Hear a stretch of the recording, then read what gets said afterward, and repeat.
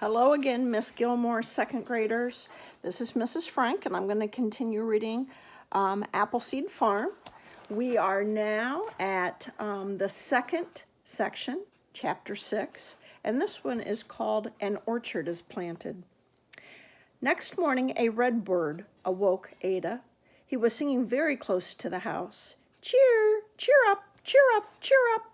I am cheered up, Ada answered into her blanket. Then as she pushed herself up from layers of sleep, she tried to think about what lovely thing had happened yesterday.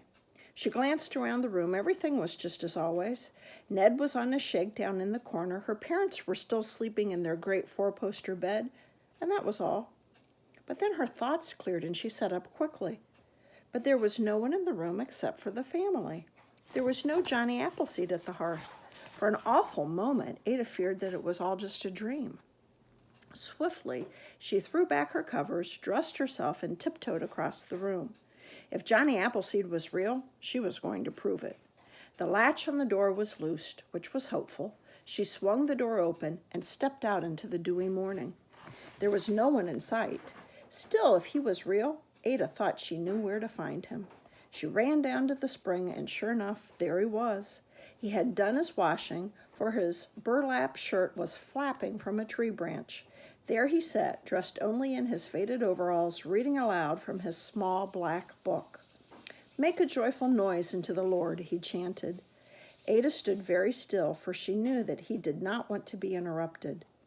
Then, when he was through, he turned and smiled at her. "I was afraid you were a dream," she told him. Johnny Appleseed chuckled. "I guess you're the first young lady who ever took me for a dream, unless maybe a bad dream. But I'm glad you're up, for you and I have business. We must find a site for that orchard."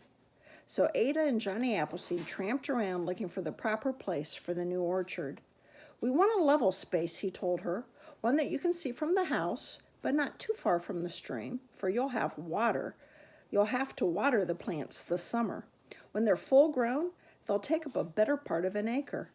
Now, here would be a likely stretch except for those oaks, but I would never chop them down.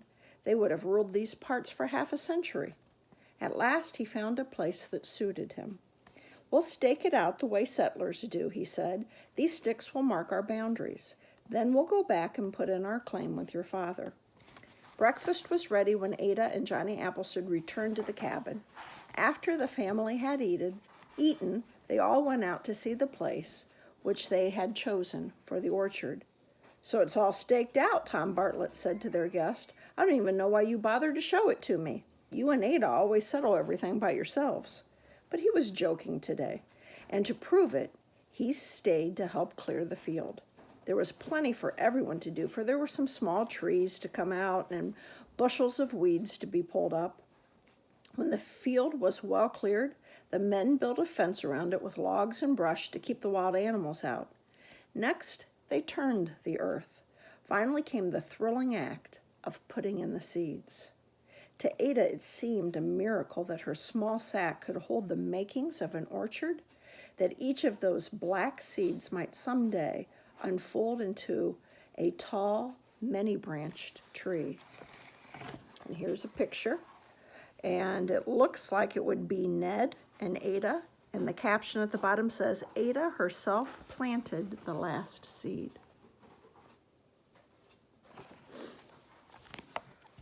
"It's fine soil," Johnny Appleseed kept telling them, "black and rich and deep, made to order for an orchard.